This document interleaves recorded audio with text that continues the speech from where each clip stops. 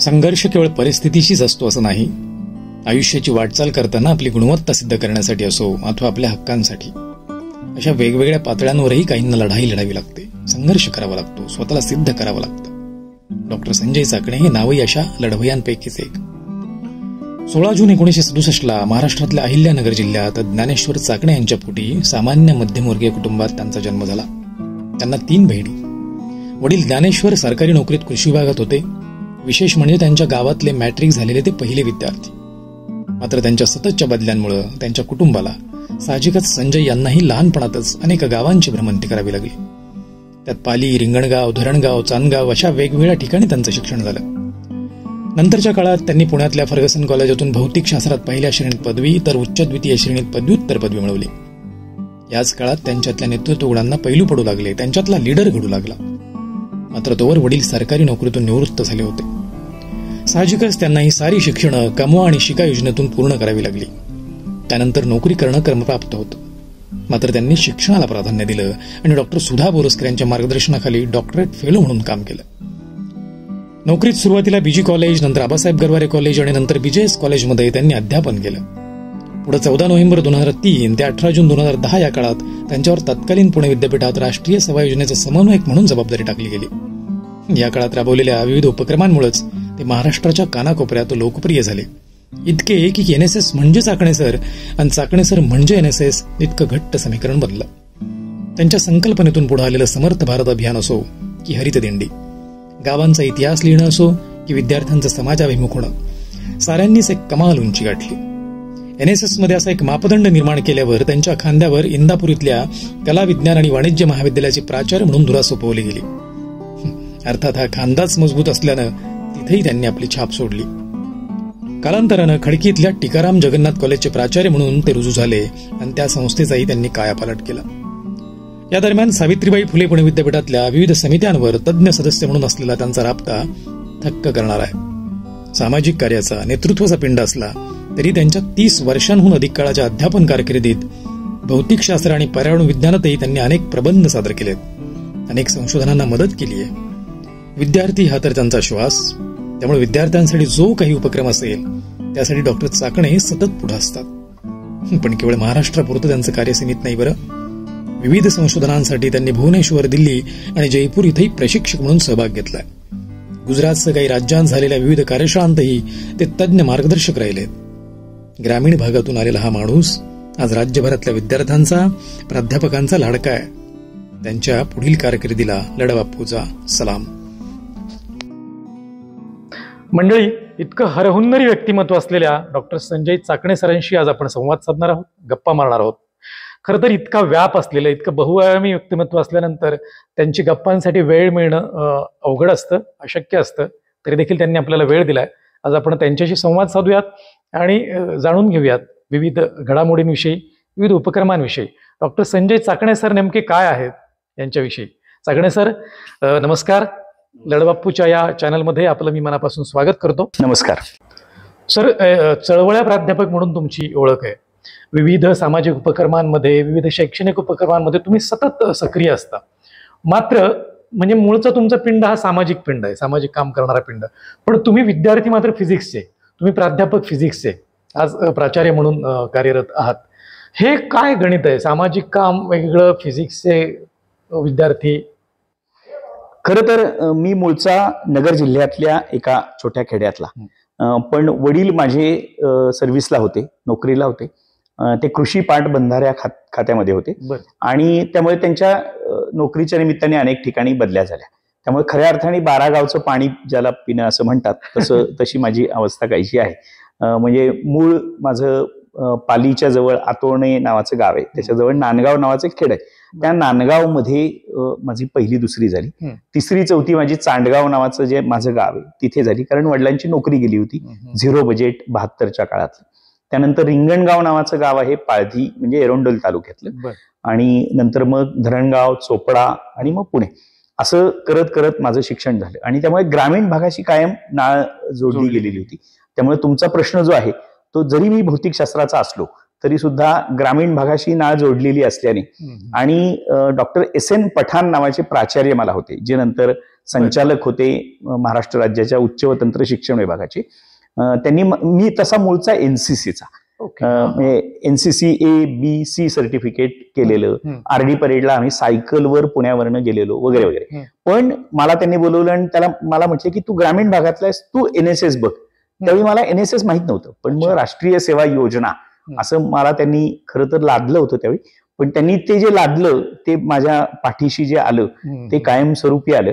आणि मग भौतिकशास्त्र ते राष्ट्रीय सेवा योजना म्हणजेच ग्रामीण विकास म्हणजेच मुलांशी सातत्याने राहणं, बोलणं, वागणं, चालणं हे सगळं होत गेलं आणि म्हणून असा मी वळलो त्याच्याकडे. सर, तुम्ही आता NCCचा उल्लेख केलात. होय. NCC ते NSS हा प्रवास तुम्ही सांगितला थोडक्यामध्ये. खरं सांगू का सर, राज्याच्या कुठल्याही महाविद्यालयात जा, NSSचा विषय निघाला की आम्हाला पटकन डॉक्टर संजय चाकणे सर असं नाव ऐकायला येतं. हे काय गणित आहे? हे कसं तुम्ही NSSला इतकं विद्यार्थीभिमुख करण्यात, इतकं महाविद्यालय करण्यात नेमकं काय केलं तुम्ही? खरं तर राष्ट्रीय सेवा योजनेचं मी 92 साली काम सुरू केलं, 90 ते 92च्या दरम्यान. आणि त्यावेळी मग आम्ही पहिल्यांदा माणेरमध्ये कॅम्प झाला, मग माणला झाला, मारुंजीला झाला, देहूला झाला, असे अनेक कॅम्प्स करत गेलो. आणि एकदमच डॉक्टर नंदकुमार निकम हे त्यावेळी राष्ट्रीय सेवा योजनेचे प्रमुख होते, सावित्रीबाई फुले पुणे विद्यापीठाचे, त्यावेळेचं पुणे विद्यापीठ. त्यावेळी मग त्यांनी एक मोठी जबाबदारी म्हणजे NSSचं एक महाराष्ट्र स्तरावरचं एक शिबिर होणार होतं आणि त्या शिबिराचं आर्थिक सगळं बघण्यासाठी माझी नेमणूक त्यांनी केलेली होती. आणि त्यामुळे मग ते सगळा पैशाचा व्यवहार त्याकाळी माझ्याकडे होता. आणि NSS म्हणजे महाराष्ट्र राज्याच्या त्या शिबिराचा. आणि मग तिथून जे मग चटक लागली NSSची आणि त्यावेळी अनेक भाषणं अनेकांची झाली. त्यामध्ये सातत्याने म्हणजे डॉक्टर राजन वेळूकर होते, जे नंतर राज्यपालांचे OSD होते किंवा स्टेट लायझन ऑफिसर होते, म्हणजे राज्य संपर्क अधिकारी राष्ट्रीय सेवा योजना, किंवा अनेक म्हणजे त्यावेळेचे शिक्षण मंत्री वळसे पाटील साहेब, हे अशा सगळ्यांची व्याख्यानं झाली. आणि प्रत्येकाच्या बोलण्यात असं येत गेलं की जरा हटके केलं तर काहीतरी घडतं आणि मग ते जरा हटके म्हणजे वेगळं काहीतरी करायला हवं. एक दिवस एकदा म्हणजे मी भारतीय जैन संघटना महाविद्यालयात होतो आणि त्यावेळी एक वनसचेतन शिबिर बैरागी सर होते, निकम सरांच्या काळानंतर बैरागी सर आले होते तिथे. त्या बैरागी सरांनी एक शिबिर घेतलं होतं आणि त्या शिबिराला मला प्रमुख केलं होतं आणि 5 दिवस सगळं नियोजन मी बघायचं होतं. विद्यापीठातलं होतं. विद्यापीठात पतंगी नावाची जी वनस्पती आहे ती भारतात कुठेच सापडत नाही. ती पतंगी म्हणजे दालबर्जिया मेलोनझायना असं तिचं बोटॅनिकल नाव आहे. म्हणजे इंग्रजांनी जेव्हा गव्हर्नर हाऊस पुणे हे गव्हर्नर हाऊस केलं त्यावेळी ही जी बिल्डिंग 1864 साली तयार झाली, त्यावेळी ऑस्ट्रेलियावरनं ही पतंगी आणली होती. याचं कारण असं होतं की ह्या दगडाच्या खाली म्हणजे सगळा कातीव दगड आहे, ज्याला आपण गणेश खिंड असं म्हणतो. त्या खिंडीमधला तो जो दगड आहे त्या दगडाच्या वर फार फार तर 5 ते 6 इंचाची माती आहे, बाकी सगळं खाली पाषाण आहे, काळा पाषाण आहे. आणि म्हणून पुणे विद्यापीठाच्या त्या 411 एकरच्या कॅम्पसमध्ये बोरला पाणी नाही लागत. याचं कारण काळा पाषाणच आहे सगळा. आणि मग याच्यावर पसरट मुळं असलेली वनस्पती कुठली जगेल, तर मग त्यांनी त्या वनस्पतीची हे केली होती. आता आपण सावित्रीबाई फुले पुणे विद्यापीठात जे ॲलिस गार्डन म्हणतो, ती ॲलिस ही मूळची 22 म्हणजे ती 22व्या वर्षी हिवतापाणी मेली आणि तिला तिथे तिची कबर आहे. पण ती ॲलिस ही मूळची ऑस्ट्रेलियाची होती आणि म्हणून ऑस्ट्रेलियावरनं जी काही लोक आली त्यांच्याबरोबर ह्या वनस्पतीची म्हणजे पतंगी ह्या वनस्पतीचे बीज आणि रोप ही त्यावेळी जहाजाने आणलेली होती आणि मग ती तिथे लावली आणि मग ती झाली होती. मला जेव्हा कळलं की ह्या वनसचेतन शिबिरामध्ये आपल्याला ह्या वनस्पतीचं जर आपण अनेक ठिकाणी रोपण केलं तर त्यावेळी जवळजवळ 300 मुलं पुणे, नगर आणि नाशिक जिल्ह्यातनं आलेली होती. आणि मग त्यांच्यासाठी आम्ही काय केलं की जी बोळकी असतात, मडकी असतात, ह्या मडक्यांमध्ये माती आणि त्या पतंगीच्या बिया असं सगळ्या लोकांना दिलं. त्यावेळी डॉक्टर अशोक कोळसकर हे सावित्रीबाई फुले पुणे विद्यापीठाचे कुलगुरू होते आणि त्यांनी ते बघितले की हे वेगळं आहे काहीतरी, की म्हणजे आज आपण म्हणजे बीज मडके किंवा सीड बॉल्स असं खूप कॉमन बघतो, पण त्याची सुरुवात मात्र आम्ही त्यावेळी तिथे केलेली होती. आणि कोळसकर सरांनी मग ते बघितल्यानंतर की हा काहीतरी वेगळं करतोय. मग मला संध्याकाळी बोलवलं आणि मला म्हटले, हे बैरागी सर रिटायर होणार आहेत, त्यांच्या जागेवर तू येणार का? मी त्यावेळी हार्डली 33-34 वर्षाचा होतो. म्हणजे प्राध्यापकापासून तर डायरेक्ट विद्यापीठात एका मोठ्या जबाबदारीवर येणं. मी घरी गेलो, वडिलांना विचारलं, जबाबदारी मिळते म्हटल्यावर मी हो म्हणाल. आणि मग मी विद्यापीठातनं इथे आलो, म्हणजे विद्यापीठामध्ये आलो. आणि आल्यानंतर मग कोळसकर सर म्हणजे ज्याला रत्नांची खाण तर म्हणूच आहेत, पण इनोव्हेटिव्ह आयडियाला कायम सपोर्ट करणं. म्हणजे एकदा असं घडलं होतं की निलुफर अहमद नावाच्या हे होत्या, डायरेक्टर होत्या याच्या महाराष्ट्र राज्याच्या, आणि त्या असं मला म्हणाल्या की नवीन काहीतरी प्रोग्राम करा. आणि मग मी म्हणालो की आपण नवीन प्रोग्राम करायचा. त्यावेळी आम्ही सलग समपातळी चराचे अनंत प्रयोग केलेले होते. 28 शिबिरं झालेली होती प्राध्यापकांच्या NSSच्या मार्फत. आणि सलग समपातळी चर म्हणजे आपण नेहमी बघतो की जपानची शेती ही डोंगर उतारावर आहे, पण मग आपल्याकडे डोंगर उतार हे बोडखेच आहेत. म्हणजे जर आपण सासवडच्या घाटातनं गेलो, आता तर फारच वाईट अवस्था आहे दिवे घाटातली, की आपण उन्हाळ्यामध्ये म्हणजे ऑक्टोबर-नोव्हेंबर संपला की बोडखं व्हायला सुरुवात होतं आणि फक्त दगडांचे रास दिसते. मग अशा डोंगर उतारावर जर आपण काम केलं तर, आणि म्हणून टाकळकर, भोंडे, देशपांडे अशा मंडळींच्या बरोबरीने आणि डॉक्टर विवेक सावंत यांच्या बरोबरीने आम्ही सलग समपातळीचे चर खणले होते. जवळजवळ 2 लाख मीटर लांबीचे चर, 2 लाख मीटर लांबीचे चर हे विद्यार्थ्यांनी खणलेले होते. आणि दर 1 मीटरवर 1 झाड, म्हणजे किमान 2 लाख झाडं ही त्यावेळी लावलेली होती. आम्ही त्यावेळी असा अत्यंत आवेशाने म्हणायचो की सलग समपातळी चरामध्ये लावलेलं झाड जळालेलं दाखवा आणि 1000 रुपये मिळवा म्हणून, कारण त्यातलं झाड जळत नाही. अर्थात त्याचं टेक्निक खूप छान आहे, ते आता इथे मी सांगणार नाही, पण त्याच्यावर मी अनेक लेख लिहिलेले, त्याच्यावर एक पुस्तकही लिहिलेलं सलग समपातळी चर नावाचं, की ज्याच्यामध्ये कॅपिलरी ऍक्शन असते. अगदी सोपं उदाहरण देतो की इंग्रजांनी किंवा अशोकाने आपल्याकडे ज्यावेळी रस्ते केले, रस्त्याच्या कडेला जी झाडं लावली ती मात्र वर्षानुवर्ष टिकली. पण मग आपण जे वृक्षारोपण करतो ते मात्र टिकत नाही. मग आपण चेष्टेने म्हणतो की खड्डा तोच आहे, झाड बदललं, दरवर्षी वृक्षारोपण केले, फोटो काढले, पेपरात बातमी छापून आली. ह्याच्या पलीकडे घडत नाही. पण मग रस्त्याच्या कडेने लावलेली चिंचेची, आवळ्याची किंवा बोरांची किंवा वडाची, पिंपळाची ही झाडं जगलेली आहेत, जी देशी वाणाची झाडं आहेत. ही का जगली? याचं कारण रस्ता तयार करताना तिथं जो मुरुम टाकला जातो, दगड टाकले जातात किंवा खडी टाकली जाते, ह्या खडीच्या माध्यमातून कॅपिलरी ऍक्शननी ह्या झाडांना पाणी मिळत राहतं. म्हणजे आपल्याला वाटतं की डांबरी रस्त्यावरनं पाणी वाहून जातं, वाहून नाही जात, ते त्या झाडांना उपयोगी येतं. आणि म्हणून हेच टेक्निक खरं तर त्या सलग समपातळी चरांमधल्या झाडं जगण्याचं. आणि हाच प्रयोग मग आम्ही म्हणजे दिंडी काढली, पुणे ते पंढरपूर दिंडी, आणि 250 विद्यार्थी महाराष्ट्रातून आले होते आणि ते त्या दिंडीमध्ये सहभागी झाले होते. मग दिंडीमध्ये सहभागी होत आहेत म्हणजे वेगळं काहीतरी आहे. म्हणजे पुणे विद्यापीठाचे कॉलेजचे विद्यार्थी दिंडीत सहभागी होत आहेत, हीच कल्पना मुळात नवीन होती. आणि मग अशी नावाजलेली कल्पना म्हटल्यानंतर ती डोक्यावर घेतली जाते. त्यावेळी नांगरे पाटील साहेब हे पुणे ग्रामीणचे SP होते, म्हणजे अधीक्षक होते. आणि त्यांनी असं म्हणजे ते स्वतः आमच्या बरोबर पुणे ते सासवड चालले होते म्हणजे ते त्यांच्या कामाला होते, पण आम्ही चालतोय म्हटल्यानंतर मग ते चालले. आणि पुढच्या वर्षी त्यांनी पोलिसांची दिंडी काढली होती. म्हणजे अर्थात त्याच्यानंतर अनेक दिंड्या अशा प्रकारच्या, हरित दिंडी, ऊर्जा दिंडी, मग अनेकांनी म्हणजे पोलीस दिंडी, आरोग्य दिंडी, अशा कन्सेप्ट तुमच्यापासून आपण ती सुरुवात अशी म्हणजे पहल लेने वाला कोई नाही होता असं आपण जे म्हणतो, आरंभशूरता काही जण त्याला मांडतात, पण त्याला सस्टेनेबल ठेवणं किंवा शाश्वत ठेवणं यासाठी खरं तर असे प्रयोग उपयोगात येतात. आणि म्हणून राष्ट्रीय सेवा योजनेत मी अनेक म्हणजे महाराष्ट्रातलं असं एकही कॉलेज नाही की ज्या कॉलेजात मी काही ना काही निमित्ताने गेलो नाही. त्यामुळे तुमचा प्रश्न स्वाभाविक आहे की माझी ओळख ही म्हणजे मला फिजिक्स आहे हे मला सांगावं लागतं. खरं तर फिजिक्समध्ये माझे 105 संशोधनपर लेख आहेत, माझी 6 पुस्तकं फिजिक्समध्ये आहेत, माझे 22 पेटंट फिजिक्समध्ये, पण माझी ओळख मात्र राष्ट्रीय सेवा योजनेने आहे. ते मात्र NSSचे विविध उपक्रम आपण राबवले सर, पण त्यातला समर्थ भारत अभियान याने एक वेगळे मापदंड निर्माण केले. मग केवळ राज्यात नव्हे तर देशभर आणि जगभर त्याची चर्चा झाली, त्याचा लौकिक झाला. काय समर्थ भारत अभियान ही संकल्पना सुचली कशी, ती राबवली कशी गेली, आणि त्या दरम्यान आलेले वेगवेगळे अनुभव?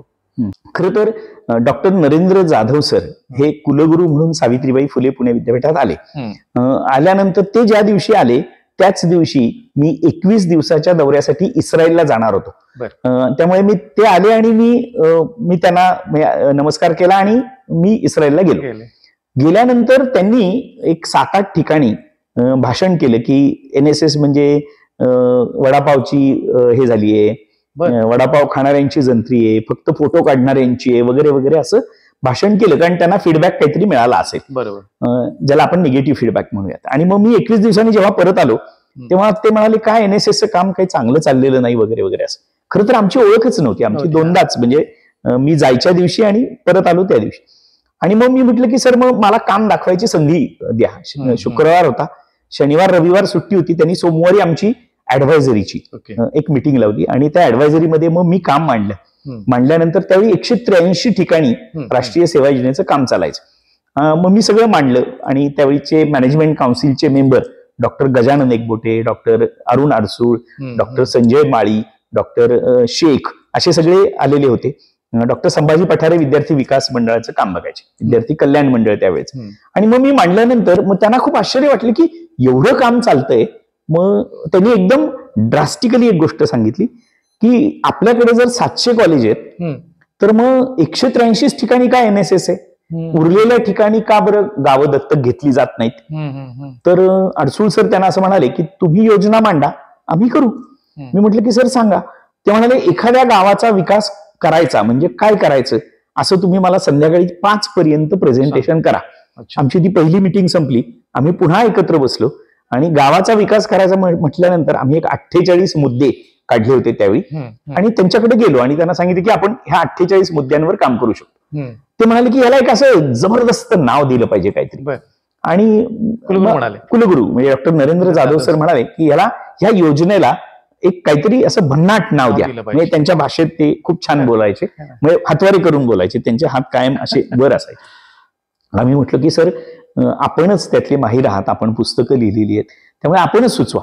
ते म्हणाले आपण समर्थ भारत अभियान असं नाव देऊयात आणि 14 पॉइंटवर फक्त तुम्ही जे 48 मुद्दे काढलेत त्यातले काढून टाका आणि फक्त 14 मुद्द्यांवर आपण काम करूया. मग 14 मुद्दे काय, तर एखाद्या गावाचा इतिहास असणं महत्वाचं आणि त्यांना इतिहासामध्ये खूप आवड होती. गावांचा इतिहास लिहिला पाहिजे, म्हणजे आपण जी गावं दत्तक घेणार त्या गावांचा इतिहास लिहिला पाहिजे. त्या गावांचं पाणी, माती, दूध परीक्षण केलं पाहिजे. त्या गावाचं ऊर्जा संवर्धनासाठीचं काम केलं पाहिजे. त्या गावाचा आपत्ती व्यवस्थापनाचा आराखडा, ज्याला PRA असं म्हणतात किंवा ज्याला पब्लिक रिप्रायझल अप्रिशिएशन असं म्हणतात किंवा ज्याला चपाती डायग्रॅम असं एक दुसरं नाव आहे, की चपातीसारखी एक डायग्रॅम काढायची आणि त्या डायग्रॅम मध्ये नदी असेल तर नदी दाखवायची, मशीद असेल तर मशीद दाखवायची, मंदिर असेल तर मंदिर दाखवायचं किंवा काय गिरिजा घर आहे ते दाखवायचं किंवा महत्वाचे वाडे दाखवायचे. आणि मग पाणी आलं तर कुठपर्यंत येतं आणि मग आपत्ती आधी आखून घ्यायची आणि मग व्यवस्थापन काय असतं ते आखायचं. अशा पद्धतीने आपत्ती व्यवस्थापनाचा आराखडा किंवा मग एक कल्पना अशी आली त्यातनं की याच्यामध्ये म्हणजे गावांमध्ये काम कोण करतं तर फक्त NSS करतं. बरोबर. त्याच्याऐवजी सगळंच कॉलेज इन्व्हॉल्व्ह झालं तर म्हणजे केमिस्ट्रीच्या लोकांनी हे सगळं करायचं, म्हणजे माती परीक्षण, पाणी परीक्षण किंवा दुधाचं परीक्षण करायचं. मायक्रोबायोलॉजी, झुलॉजी, बॉटनी ह्या लोकांनी त्यांच्याशी संबंधित, म्हणजे झुलॉजीच्या लोकांनी फाउना तयार करायचा, म्हणजे जीवांची माहिती गोळा करायची, किंवा बॉटनीच्या अर्थात वनस्पती शास्त्राच्या लोकांनी फ्लोरा तयार करायचा. म्हणजे बऱ्याच वेळा म्हणजे त्या काळात असं व्हायचं की फ्लोरा हा महाबळेश्वरला जायचं ट्रिपला आणि तिथून काही झाडं म्हणजे पानं फुलं गोळा करून आणायची, मुळं, आणि ती हार्बेरियम शीट म्हणून तयार करायचं. मग का नाही गावाच तयार करायचं आणि म्हणून मग फ्लोरा तयार करायचा. किंवा मायक्रोबायोलॉजीच्या लोकांनी मायक्रो मॅपिंग करायचं, म्हणजे मायक्रो ऑर्गॅनिझम्स कुठले कुठे सापडतात, ई कोलाई कुठे असतील किंवा पॉझिटिव्ह ग्राम बॅक्टेरिया कुठे आहेत, निगेटिव्ह ग्राम बॅक्टेरिया कुठे आहेत, किंवा ज्यांच्यापासून रोग येतात 70% पाण्याच्या म्हणजे दूषित पाण्यामुळे होतात, तर ते कुठे रोग म्हणजे विषाणू कुठे आहेत, जीवाणू कुठे आहेत, असं सगळं मॅपिंग करायचं. किंवा भौतिकशास्त्राच्या म्हणजे फिजिक्सच्या विद्यार्थ्यांनी काय करायचं तर ऊर्जेचं सगळं तयार करायचं की ऊर्जा कुठे लागते, म्हणजे अपारंपरिक ऊर्जा स्रोत कुठले त्याचा वापर कसा करायचा. किंवा इंजिनिअरिंगच्या मुलांनी काय करायचं तर गावागावांमध्ये घराघरांमध्ये जी अप्लायन्सेस पडून आहेत ती इलेक्ट्रॉनिक्सची अप्लायन्सेस ती घ्यायची आणि त्यांना प्रॅक्टिकल अप्रोच जो देणं, आता जे राष्ट्रीय शैक्षणिक धोरणात आपण म्हणतो की आपल्याला प्रात्यक्षिकांवर भर दिला पाहिजे. मग गावातल्या म्हणजे खराब झालेले मिक्सर, खराब झालेले पंखे, खराब झालेले काय फॅन्स किंवा आणखीन सगळ्या वस्तू अशा एकत्र केल्या आणि त्या दुरुस्त करून लोकांना दिल्या. ज्या दुरुस्त नाही झाल्या त्या मग पुन्हा कॉलेजमध्ये आणल्या आणि त्या दुरुस्त केल्या. फार्मसीच्या लोकांनी गावामध्ये औषधं कुठली आहेत किंवा म्हणजे प्रत्येक वनस्पतीचा काहीतरी औषधासाठी जो गुण असतो त्यासाठीचा वापर, अशा पद्धतीने समर्थ भारत अभियानाची निर्मिती झाली आणि त्यावेळी जवळजवळ 500 गावं दत्तक घेतली गेली. 400 गावांचा इतिहास लिहिला गेला आणि यातनं अनेक प्राध्यापक घडले की जे आज लोकल हिस्ट्री किंवा ज्याला स्थानिक इतिहास लिहिणं असं म्हणतात. म्हणजे डॉक्टर गणेश राऊत असतील, डॉक्टर दीपक वेडे पाटील असतील, डॉक्टर गणेश भामे असतील, डॉक्टर गायकवाड असतील, असे अनेक प्राध्यापक की ज्यांनी इतिहासाची एक मग मोठी चळवळ या निमित्ताने उभी केली. असं सगळं अशा पद्धतीने समर्थ भारत अभियान पुढे पुढे जात राहील. सर, तुम्ही आता गावांचा इतिहास म्हणालात. गावांचा इतिहास ही कल्पनाच भन्नाट आहे. म्हणजे गावांचा इतिहास हा जर कोणी लिहिला नसेल तर तुम्ही 400-450 गावांचा इतिहास लिहिलात. गावांचा इतिहास लिहिणं, गावांमध्ये जाणं, लोकांमध्ये मिसळणं ही सोपी गोष्ट नाही. गावातल्या लोकांना कन्व्हिन्स करणं, गावातल्या लोकांशी भिडणं हे सोपं नव्हतं. त्या दरम्यान आलेले भन्नाट काही अनुभव असतील, काही प्रसंग असतील, काही किस्से असतील, ते जरा आम्हाला सांगा. म्हणजे याच्यात अनेक प्रसंग खरं तर सांगता येण्याजोगे आहेत. पण इतिहास लिहित असताना तो इतिहासाच्याच प्राध्यापकांनी लिहिला जावा असं न करता ते ज्याला वाटतंय इतिहास लिहायचा त्यांनी तो लिहायचा. तर मला आठवतं की BMCC जे बृहन महाराष्ट्र कॉलेज आहे त्या कॉलेजचे लांजेकर नावाचे राष्ट्रीय सेवा योजनेचे कार्यक्रम अधिकारी होते. नंतर ते उपप्राचार्य झाले. तर ते कॉमर्सचे आणि त्यांनी एका गावाचा उरवडे नावाचा गावाचा इतिहास लिहिला आणि तो म्हणजे वाणिज्य म्हणजे व्यापारी दृष्टिकोनातनं इतिहास असं काहीतरी. छत्रपती शिवाजी महाराजांच्या काळामध्ये काय व्यापार उद्यम चालायचा आणि नंतर काय चालायचा. म्हणजे बाबासाहेब आंबेडकर ज्या घरामध्ये राहिले त्या आजीनी त्यांना सांगितलं होतं की बाबासाहेबांना जेवायला काय आवडायचं, मी स्वतः कशी खाऊ घालायची त्यांना. असं मग त्यांनी ते ज्या पद्धतीने लिहिलं ते कदाचित इतिहासाचा प्राध्यापक नाही लिहिणार किंवा भौतिक शास्त्राच्या अँगलनी मी जर विचार करायला लागलो तर मी ज्या पद्धतीने इतिहास लिहिल तसा म्हणजे ज्यावेळी इतिहास लिहायचा त्यावेळी प्रश्न आला इतिहास लिहायचा म्हणजे काय करायचं. मग अनेकांनी अनेक गोष्टी मांडल्या. म्हणजे काही जणांनी सांगितलं की मग ताम्रपट मिळाला तर, शिलालेख मिळाला तर, विरगळी मिळाल्या तर वगैरे वगैरे. आता खरं तर आज आपण बोलतोय हाही कदाचित 100 वर्षांनी इतिहास आहे आणि त्यामुळे प्रत्येक घटना ही इतिहासाची नोंद ठरणारी असेल. त्या गावातल्या शाळेची स्थापना कधी झाली, त्या गावाच्या ग्रामपंचायतीची स्थापना कधी झाली, त्या गावचा पहिला सरपंच कोण होता किंवा पानिपतामध्ये त्या गावातलं कोणी गेलं होतं का वगैरे वगैरे वगैरे असं खूप. आणि त्यानिमित्ताने एक झालं की लोक एकमेकांशी चर्चा करायला लागले. म्हणजे मोकसबाग नावाचं एक गाव आहे नारायणगावच्या जवळ जिथे लहू गायकवाड नावाच्या प्राध्यापकांनी आणि दोघा तिघांनी फुल सुंदर म्हणून होते अशा तिघा चौघांनी त्या गावाचा इतिहास लिहिला. तो इतिहास लिहिताना असं लक्षात आलं की मोकस म्हणजे मोकाशी आणि त्या गावात अनेक मोकाशी आडनावाची माणसं आहेत. मोकस म्हणजे जे मूर्ती घडवतात असे आणि त्यामुळे त्या मूर्ती घडवणाऱ्यांचं गाव म्हणून मोकस गाव. आणि मग त्या मोकस गावाचा इतिहास लिहिला गेला. तर त्या तिथल्या पाथरवटांनी आजही जे आहेत त्यांनी त्यांना खूप मदत केली की असं लिहा तसं लिहा वगैरे वगैरे. आणि मग ह्या लोकांनाही खूप इंटरेस्ट आला की मग कशाला फ्रेंचांची राज्यक्रांती शिकायची, कशाला अमेरिकेचा इतिहास शिकवायचा, आपल्याकडेच खूप सारं आहे. आणि मग छत्रपती शिवाजी महाराजांच्या नावाने तर त्यावेळी आम्हाला पहिल्यांदा कळलं होतं खरं तर की तानाजी मालुसरे यांचा हे झाल्यानंतर त्यांचं मढ म्हणजे त्यांचा देह ज्या घाटातनं गेला त्याला आजही मढे घाट म्हणतात. बरोबर. तर ते मढे घाट जे आहे तो म्हणजे सामान्य माणसाला माहित असायचं काही कारण नाही. पण ह्या इतिहास म्हणजे आम्ही जेव्हा इतिहास लिहिले त्यावेळी ह्या नोंदी सगळ्या त्याच्यामध्ये आल्या. अशा सगळ्या गमती. एक वाचनात आलंय एकदा की पाणी परीक्षण करताना एक इंटरेस्टिंग प्रसंग, तर तो जरा उलगडून सांगितला तर. मगाशी मी म्हणालो की मायक्रोबायोलॉजीच्या लोकांनी की काहीतरी गावात काम केलं पाहिजे. आणि मग मायक्रो स्कॅनिंग करणं, मायक्रो मॅपिंग करणं असं सगळं होतं. नरेंद्र जाधव सर गेले होते आणि रत्नाकर गायकवाड सर आले होते. ते आल्यानंतर त्यांनी हागणदारी मुक्तीची चळवळ, कारण ते स्वतः शासकीय याच्यातनं आलेले आणि IAS अधिकारी असल्यामुळे त्यांनी मग हागणदारी मुक्तीची चळवळ करायची. RR पाटील सर त्यावेळी उपमुख्यमंत्री होते आणि म्हणून मग ही चळवळ सुरू झाली होती. ह्या चळवळीच्या वेळी गावच्या गावं हागणदारी मुक्त करायची, म्हणजे शौचालय बांधायची आणि लोकांना शौचालयामध्ये टॉयलेट म्हणजे गेले पाहिजेत, शौचासाठी गेले पाहिजेत यासाठी प्रयत्न करायचा, असं सगळं एक कॅम्पेन होतं. आळंदीच्या जवळ एक गाव आहे, त्या गावामध्ये 125 घर आहेत. त्या 125 घरामध्ये खूप प्रयत्न झाला, पण टॉयलेट काही लोक बांधत नव्हते. 60 ते 65% टॉयलेट बांधणं सोपं असतं, पण वरचा जो इलाइट क्लास असतो ती लोक अजिबात ऐकत नाहीत, कारण ती म्हणतात आम्हाला बाहेरच बरं वाटतं, अशी हजार कारणं. आणि त्यावेळेला ती मानसिकता म्हणजे आम्ही गेली 10,000 वर्ष बाहेर जातोय वगैरे असं म्हणणारी लोक होती. मग एक मायक्रोबायोलॉजीचे शिक्षक होते क्षीरसागर नावाचे, मॉडर्न महाविद्यालयात त्यावेळी ते शिकवायचे.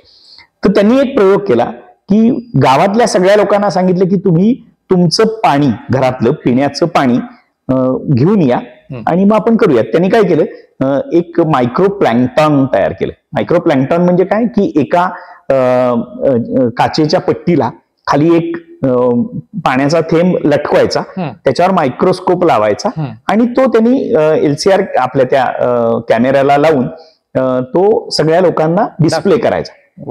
आणि लोकांच्या लक्षात आलं की काहीतरी वळवळतंय, म्हणजे खूप सारे कीटाणू येतात, जीवाणू विषाणू सगळे पळतायत इकडून तिकडे. लोक म्हणाले हे आमचं नाहीच आहे. आणि मग एक म्हातारा म्हटला काही काय दाखवतो. मग त्याला सांगितलं की तुझ्या घरचं पाणी घेऊन ये.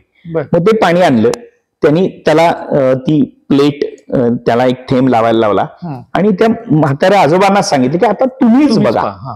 ते बघितल्यानंतर मग त्यांनी, कारण प्रत्येकाकडचे जे वळवळणारे किडे होते ते वेगळे होते, मग त्यांच्या हळूहळू लक्षात यायला लागलं की हे पाण्यातलंच काहीतरी प्रकरण आहे. मग त्यांनी सांगितलं की हे ई कोलायचे जंतू आहेत. ई कोलाय म्हणजे ज्याच्यापासून कॉलरा, विषमज्वर किंवा अनेक रोग होतात आणि जे मानवी विष्ठेमधून आलेले असतात. मग मानवी विष्ठा कुठून येते, जर तुम्ही बाहेर शौचाला जाता म्हणून. मग बाहेर शौचाला न जाता तुम्ही जर टॉयलेटमध्ये गेलात तर मग हे होणार नाही. ते मग त्या गावातलं आजारपणाचं म्हणजे तोपर्यंत त्यांचं सर्वेक्षण झालं होतं, सर्वे झाला होता आणि सर्वेमध्ये लक्षात आलं की आजारपण जी आहेत ती पाण्यापासून होणाऱ्या रोगांची जास्त आहेत. आणि मग त्यांना सांगितल्यानंतर पुढच्या 3 दिवसात 100% टॉयलेट्स बांधली गेली होती. म्हणजे सायन्स आणि समाजशास्त्र एकत्र जर आलं तर काय होऊ शकतं याचं हे उत्तम उदाहरण मी नेहमी सांगतो.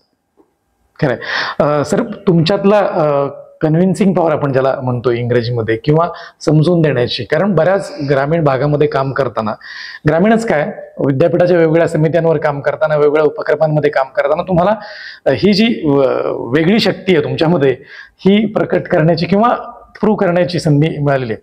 मला सोप्या भाषेत असं म्हणायचंय तुम्हाला की तुमची कसोटी लागली, अव्वा हे करायचंय आणि हे करून दाखवलं, असे काही प्रसंग आहेत तुमच्या आयुष्यात, हे जरा सांगा. खर तर दिंडीचा प्रसंग होता की दिंडी अतिशय कोळसकर सरांच्या काळात सुरू झाली होती. नरेंद्र जाधव सरांच्या काळात ती अतिशय चांगली चालली. कोळसकर सर तर उद्घाटनाला आणि समारोपाला पंढरपूरला यायचे. त्यांच्या मिसेस एकदा आमच्या बरोबर पूर्ण 20 दिवस राज्यलक्ष्मी कोळसकर ह्या चाललेल्या होत्या आणि त्या चालतायत म्हटल्यावर कुलगुरू पण 3-4 वेळा त्या कार्यक्रमांना आलेले होते. आणि नरेंद्र जाधव सर सुद्धा अत्यंत उत्साही असायचे, ते पण चाललेले होते. नंतरच्या काळामध्ये असं घडलं की ही दिंडी धार्मिक आहे म्हणून माझ्यावर आरोप झाले आणि आरोप झाल्यानंतर त्यावेळी खरं तर जवळजवळ 12 विद्यापीठांचे कुलगुरू उद्घाटनासाठी आलेले होते, कारण राज्यपाल महोदय येणार होते आणि 250 विद्यार्थी आले होते. कर्नाटकची एक टीम आलेली होती, तामिळनाडूची एक टीम आलेली होती आणि ती आंतर राज्यीय अशी ती दिंडी सगळी होती, म्हणजे राष्ट्रीय पातळीवरची दिंडी त्यावेळी काढायचं चाललेलं होतं. एवढ्यामध्ये कुलगुरूंनी आदेश दिला की ही दिंडी रद्द. मला सांगण्यात आलं की ही दिंडी नाही काढता येणार कारण ही धार्मिक आहे. मग अगदी कसोटीचा क्षण होता की सगळे कुलगुरू आलेले आहेत, उद्या सकाळी 9 वाजता उद्घाटन आहे, सगळी तयारी झालेली आहे, फुलांची पालखी सजलेली आहे, त्याच्यात ठेवणारी झाडांची रोपं आहेत, सगळे. पण कुलगुरूंनी सांगितलं नाही म्हणून. आणि नाही म्हणून म्हटल्यानंतर मग त्यांना कन्व्हिन्स करणं. त्यावेळी MS जाधव नावाचे आमचे फायनान्स ऑफिसर होते, निलुफर अहमद होत्या आणि मी असं आम्ही तिघं त्यांना भेटायला एका ठिकाणी, ते जिथे राहायचे तिथे गेलो. ते विद्यापीठाच्या बाहेर राहायचे. आणि गेल्यानंतर मग त्यांना आम्ही कन्व्हिन्स केलं की हे कसं धार्मिक नाहीये, याच्यात कुठेही म्हणजे धार्मिकता नाही. ते म्हणाले मग त्या पालखीमध्ये तुम्ही काय ठेवता? तर म्हटलं ही वृक्ष दिंडी आहे. आमचा वृक्षवल्ली आम्हा सोयरे वनचरे हा तुकाराम बुवांचा अभंग, हा आमचा म्हणजे दिनीचा अभंग आहे आणि तोच आम्ही गात शेवटपर्यंत जातो. ते म्हणाले मग तुम्ही ते टाळ वाजवता ते? मी म्हटलं वारकऱ्यांबरोबर जायचं असेल तर वारकऱ्यांसारखं राहावं लागेल, म्हणून आम्हाला ते करावं लागतं. बरोबर. आणि मग हे सगळं सांगितल्यानंतर ते म्हणाले उद्या समजा मी ह्या विषयावर त्या मुलांशी बोललो तर चालेल का? आम्ही म्हटलं हो चालेल, का नाही चालणार. आणि मग दुसऱ्या दिवशी ते आले आणि ते बौद्ध धर्माच्या तत्वज्ञानाबद्दल ते तिथं मुलांशी बोलले आणि खूप म्हणजे उत्साहाने, म्हणजे जे उद्घाटनाचं भाषण 1 तास व्हायला हवं होतं ते तिथं जवळजवळ 2.5 तास कार्यक्रम झाला, कारण सरांनी त्या पद्धतीने मांडलेलं. आणि मग ती सगळी दिंडी अशी जात राहिली. पण तेव्हापासून मला सारखं वाटत राहिलं की आपण धार्मिकतेकडे वळलेलं लोकांना चालणार नाही आणि म्हणून ती दिंडी धार्मिक करायची नाही असं कायम मनामध्ये ठसलेलं होतं. सर, एवढा मोठा पसारा सगळीकडे, म्हणजे विद्यापीठाच्या वेगवेगळ्या समित्या असतील, TJ कॉलेजचं प्राचार्यपद असेल किंवा पुणे पुस्तक महोत्सवातील गेल्या 2-3 वर्षामध्ये आम्ही पाहतोय की आपला एक कणा म्हणून असलेली व्यक्ती असेल, या सगळीकडे एकच नाव दिसतंय, ते असतं डॉक्टर संजय चाकणे. हे एकच माणूस करतंय सगळ्याच जबाबदाऱ्या. तुम्ही वेळेचं व्यवस्थापन कसं? कारण तुमच्याकडे 24 तास आहे, आमच्याकडे 24 तासच आहे. खरं तर डिसिजन मेकिंग हा म्हणजे इस्रायलला मी गेलो होतो असं मगाशी सांगितलं. इस्रायलला आम्हाला सातत्याने भर एका गोष्टीवर होता की डिसिजन तुम्हाला घेता आला पाहिजे. तो भले चुकला तरी चालेल, पण घेतला तर पाहिजे. आणि त्यामुळे पटकन डिसिजन घेणं. आणि म्हणून मी कायमस्वरूपी असंच होत आलेलं की पटकन निर्णय घ्यायचा, भले तो चुकला तर चालेल पण मग रेटून न्यायचा. घेतला ना की मग चुकला पण TJ कॉलेजला A ग्रेड मिळवायचे असा एक डिसिजन मी घेतला. पण मग तो निभावला. त्याच्या पुढचा निर्णय होता की ऑटोनॉमस करायचं, स्वायत्त. प्रचंड विरोध होता, कोणीही त्याला धड होकार देत नव्हतं. पण कृष्णकुमार गोयल आमचे अध्यक्ष ते मात्र पाठीशी होते आणि त्यामुळे घेतला निर्णय आणि मग निभावून नेलं. आता चांगलं चाललंय आमचं. म्हणजे अर्थात कसं असतं, निर्णय घेणं सोपं असतं कारण लोक निर्णयाला विरोध करतात. मी तर नेहमी असं म्हणतो की एखादा निर्णय घेतला आणि त्याला जर विरोध झाला नाही तो निर्णय आपलं काहीतरी चुकलं, म्हणजे तो दिवस आपला वांझोटा गेला असं समजणार आम्ही की काहीतरी विरोध हा व्हायलाच हवा. विरोध झाला की मग आपण जास्त पेटून उठतो आणि ते पेटून उठणं आणि मग त्याला कन्व्हिन्स करायच्या आधी आपल्याला आपलं कन्व्हिन्स करावं लागतं. आणि मग आपण एकदा कन्व्हिन्स झालो की मग काय वाटेल ते करता येतं. पुस्तक महोत्सवाचा तुम्ही छान उल्लेख केला. राजेशजी पांडे यांच्या प्रेरणेतनं आपण तो सगळा गेली 2 वर्ष, आता हे 3रं वर्ष करतो आहोत. याचं मूळ कारण काय तर माझं प्रचंड वाचन. म्हणजे 7वीत असताना माझे वडील प्रचंड वाचायचे आणि मग त्यांच्या तोडीस तोड त्यांनी आम्हाला वाचायला शिकवलं. 7वीत असताना मृत्युंजय कादंबरी आणून दिलेली होती आणि ती त्यावेळी वाचलेली होती. अर्थात रिंगणगाव छोटं खेडं जरी असलं तरी तिथली लायब्ररी फार समृद्ध होती आणि त्याच्यामुळे प्रचंड वाचन त्या काळात, म्हणजे अर्थात कायमच काही ना काही वाचत राहणं हा एक आवडीचा भाग आहे. लोकांना ऐकणं हा एक आवडीचा भाग आहे. त्याचा उपयोग असा होतो की माणसं वाचणं, म्हणजे शिवाजीराव भोसले सरांना आम्ही भेटायला गेलो, पहिलीच दिंडी होती आणि ते म्हटले की दिंडी हे विद्यापीठाचं कामच नाही. साक्षात कोण बोलतंय तर शिवाजीराव भोसले बोलताय. आणि मग त्यांना कन्व्हिन्स करायचं की दिंडी कशी आमची बरोबर आहे. आणि मग मी त्यांना सगळं सांगितलं की आम्ही वारकऱ्यांकडनं शिकायला आलेलो आहोत, वारकऱ्यांना शिकवायला जाणार नाही. आणि मग त्यांनी म्हणजे ते कन्व्हिन्स झाले होते. जे शिवाजीराव भोसले भाषणांसाठी प्रचंड पैसे घ्यायचे ते आमच्या विद्यार्थ्यांना, म्हणजे दिंडीतल्या वारकरी मुलांना 1.5 तास भाषण केलं होतं आणि अस्खलित, म्हणजे साक्षात शिवाजीराव भोसले म्हणजे शब्दप्रभू सरस्वती नाचणं काय असतं जिभेवर ते त्यांच्याकडनं शिकावं अशा पद्धतीचं होतं. आणि म्हणून दुसरं असं की मी ज्ञानप्रबोधिनीमध्ये MSc ला असताना संस्कृतचा डिप्लोमा केला होता. त्याच्यामुळे कारण का तर मी जेव्हा पुण्यात आलो तेव्हा खानदेशी भाषा बोलायचो. का रे भोकठी जाई राहणारे असं बोलायचो आणि मग मुलं हसायची मला, म्हणजे म्हणजे ती खानदेशी भाषा, अहिराणी भाषा. किंवा मी नगरला गेलो की नगरचं लय लांब जायचंय ना रे आपल्याला, असं अशा पद्धतीने बोलायचो. आणि मग त्यामुळे भाषा आपली शुद्ध असली पाहिजे, म्हणजे एखाद्याला कन्व्हिन्स करताना. आणि म्हणून संस्कृतचा डिप्लोमा केला होता ज्ञानप्रबोधिनीमध्ये. आणि त्यावेळी मग उच्चारांवर भर दिला होता. म्हणजे आम्हाला ज्या शिकवणाऱ्या बाई होत्या त्यांनी आम्हाला चॅलेंज दिलं होतं की 3 दिवसात रामरक्षा तुमची पाठ होऊच शकत नाही. आणि मग 3 दिवस न झोपता अक्षरशः रामरक्षा पाठ केली होती, जी आजही आहे म्हणजे. आणि मग संस्कृतची गोडी लागली, शब्दांशी खेळणं, ज्याला शब्दांच्या व्युत्पत्तीशी खेळणं असं आपण म्हणतो. की एखादा शब्द तयार झालाय म्हणजे कसा झाला, मग ती जी चौकस बुद्धी आहे त्याच्यातनं, अर्थात फिजिक्स मधलं माझं संशोधन असल्यामुळं ते लॉजिकल थिंकिंग हे कायम आहे. आणि ते थिंकिंग असल्यामुळे प्रत्येक गोष्टीच्या मुळाशी जाणं किंवा त्याचा उगम काय आहे असं शोधणं, असं सगळं येत राहिलेलं आहे. चिकित्सक वृत्ती तयार झालेली. बरोबर सर, तुमचं वाचन अगाध आहे. तुमच्या आता बोलण्यात आलं वाचन हाच तुमचं प्रेरणा आहे, त्याचा वाचनाचा तुमच्यावर प्रभाव आहे. लिखाणाबद्दल आम्हाला सांगाल? तुमची पुस्तकही बरीच आलेली आहेत, तुम्ही बरंच लिखाणही केलेलं आहे. तुमची कुठली कुठली पुस्तकं आली आहेत आतापर्यंत आणि येऊ घातली आहेत? म्हणजे राष्ट्रीय सेवा योजनेचा कार्यक्रम समन्वयक म्हणून मी विद्यापीठात जेव्हा होतो त्यावेळी जवळजवळ 12 पुस्तकं मी संपादित केली. म्हणजे 4 इतिहासाचे खंड संपादित केले. संपादित करणं म्हणजे काय असतं, म्हणजे लिखाणापेक्षा संपादन करणं जास्त अवघड असतं. चुकून काही जाऊ नये लिखाण. त्यानंतर new trends in research methodology in NSS असं एक म्हणजे आंतरराष्ट्रीय दर्जाचं एक पुस्तक आम्ही तयार केलं होतं. आणि नंतरच्या काळामध्ये मग चाकोरी बाहेरचं शिक्षण लिहिलं, म्हणजे मला आलेले अनुभव. खरं तर मी गडगिरी नावाने लिहायला घेतलं होतं.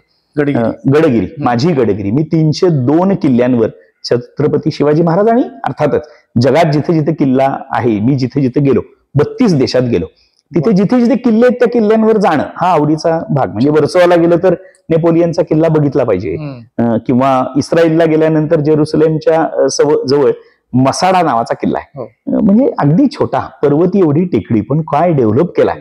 आपल्याकडे रायगडला आता युनेस्कोनी हे दिल्यावर रायगड बदलेल असं आपलं जे स्वप्न आहे, तिथे मसाडा म्हणजे पावला पावला गणित तुम्हाला इतिहास सांगतात. दगडांचा, छोट्या मातीच्या ढेकळांचा इतिहास सांगतात. आपल्याकडे छत्रपतींची पावलं जिथे पडली आहेत त्याचाही इतिहास नीटचा मांडला गेला नाही, किंवा म्हणजे मांडायला हवा खरं तर. आणि म्हणून तो मी गडगिरी नावाने, पण मी माझे अनुभव लिहिलेले. म्हणजे सिंहगडावर मी आतापर्यंत जवळजवळ 29 वेळा गेलेलो. पण सिंहगडावर पहिल्यांदा जेव्हा गेलो त्यावेळेचा अनुभव म्हणजे शनिवार होता, अमावस्या होती आणि आम्ही 12 जण जाणार होतो. टिकलो दोघंच, आणि मग लेडीज सायकल होती आणि डबल शीट आम्ही गेलो होतो. मग तो सगळा अनुभव सिंहगडावर वरती टिळकांच्या बंगल्यात जाऊन राहणं, देवटाक्याला जाऊन तिथलं पाणी पिणं, रात्रभर मुक्काम, असं ते सगळं होतं. मग मी ते लिहिल्यावर मग लक्षात आलं, म्हणजे मी अनेक लोकांना दाखवलं की अरे छान लिहितोयस. आणि मग मी सगळ्याच म्हणजे जवळजवळ 52 गडांवर लिहिलं. म्हणजे अजूनही उरलेले एवढे गड लिहायचे आहेत खरं तर, पण मी मधनं लिहितो. किंवा मी ऑस्ट्रेलियाचा दौरा जेव्हा लिहिला, आणि मग मी भाषण करायचो खूप ठिकाणी. माझा ऑस्ट्रेलियाचा दौरा, NSSच्या शिबिरांमधनं भाषण करायचो. मला एक जण म्हटला, पुलंसारखं लिहितोयस तू. म्हणजे अर्थात दडपणच आलं होतं की आपण तर काही असं हे नाही, पुलंचं प्रचंड वाचलेलं, पण लिखाणामधली शैली जी आहे थोडी विनोदी, थोडी नाठाळ, कुठेतरी टीका करणारी, असं सगळं ते लिखाण होतं. आणि मग ते जवळजवळ 32-33 पानांचं ते एक ऑस्ट्रेलियाच्या दौऱ्याचं माझं लिखाण. मग त्याच्यावर खूप सारं लिहिलं. आणि मग मी एका यांना भेटलो, पुस्तक प्रकाशकाला. ते म्हणाले की अहो याचं पुस्तक होईल छान.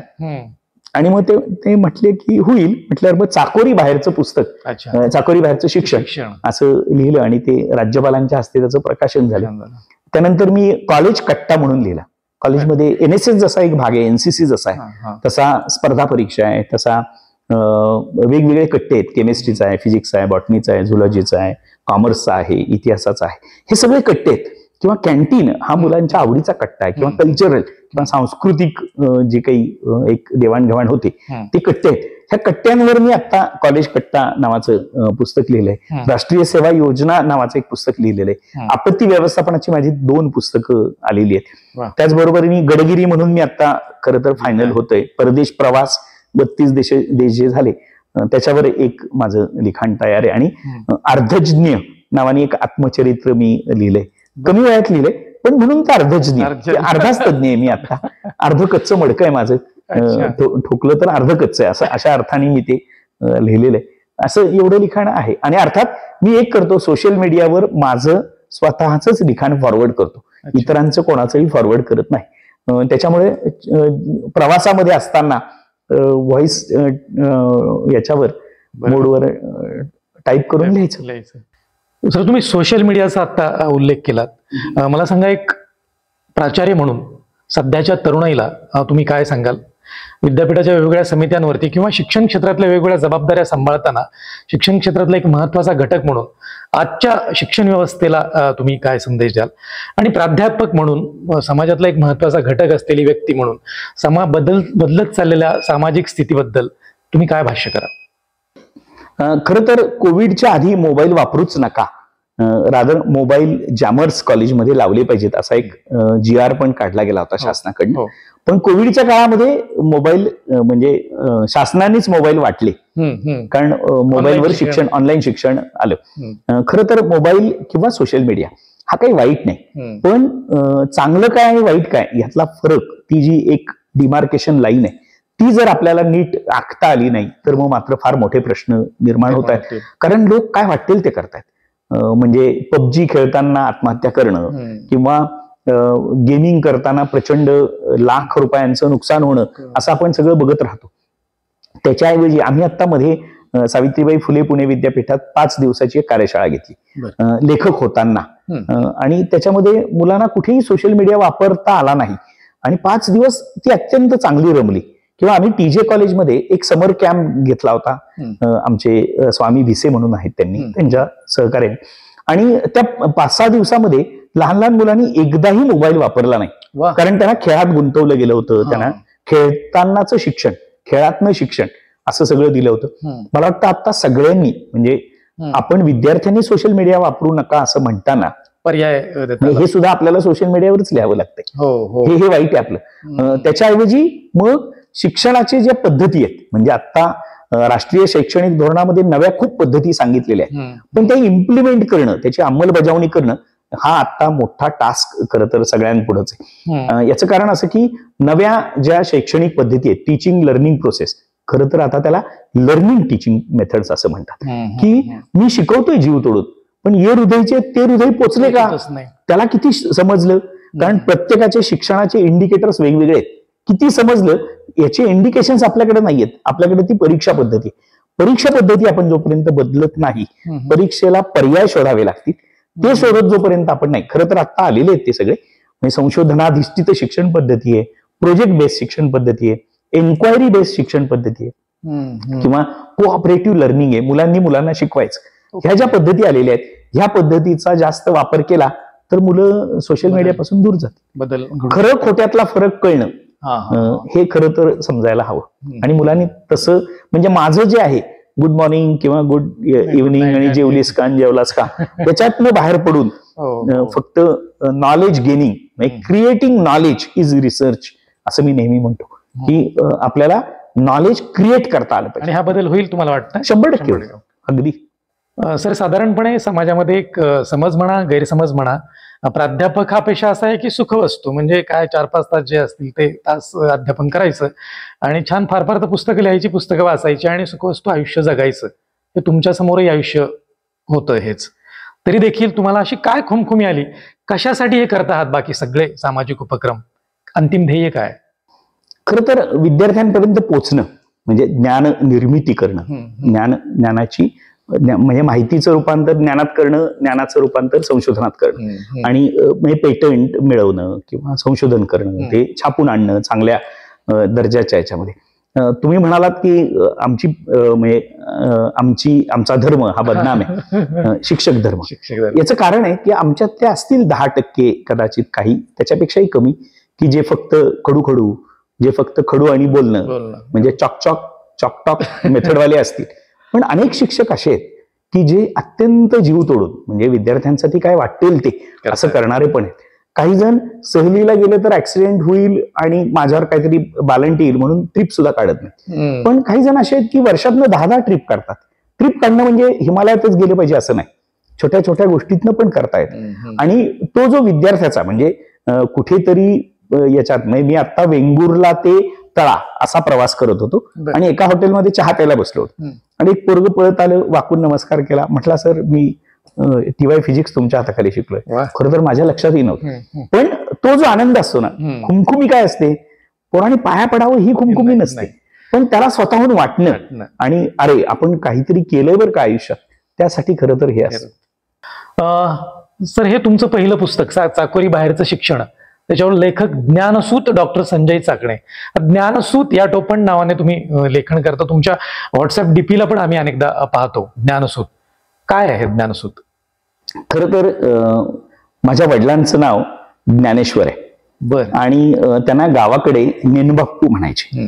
ज्ञानवरनं ज्ञान, ज्ञानवरनं नेनबाप्पू असं. आणि मग ज्ञानाचं असं अशा पद्धतीने ते आलेले. अर्थात सूतचा सू पहिला की दुसरा ह्याच्यावर अनेक जण वाद घालतात माझ्याशी. त्यामुळे मी ज्ञानेश्वराचा मुलगा आहे म्हणून सूत आहे, ज्ञानसूत. आणि ज्ञानाचा धागा नेणार आहे म्हणून ज्ञानसूत आहे. दोन्ही अर्थाने मी त्या अर्थाने मी ज्ञानसूत हे माझं टोपण नाव आहे. खरं तर ही पुस्तकं विद्यार्थ्यांना, प्राध्यापकांना, समाजातल्या काही लोकांना हवी असतील तर ती कुठे मिळतील? ती खरं तर बुक गंगावर पण आहेत, नंतर अमेझॉनवर पण आहेत, आणि प्रकाशकांकडे पण मिळतात, आणि माझ्याकडे पण उपलब्ध आहेत. सर, आपण अत्यंत व्यग्र दिनक्रमातनं वेळ काढून आम्हाला आमच्याशी गप्पा मारल्यात, आमच्याशी संवाद साधलात, आणि आमच्या दर्शकांना आपलं बहुआयामी व्यक्तिमत्व उलगडण्यास मदत झाली. सरांच्या विविध उपक्रमांना, सरांच्या वेगवेगळ्या पातळ्यांवर सुरू असलेल्या लढायांना आपणही लढ बाप्पू तर्फे मानाचा मुजरा करूया आणि त्यांना म्हणूया लढ बाप्पू.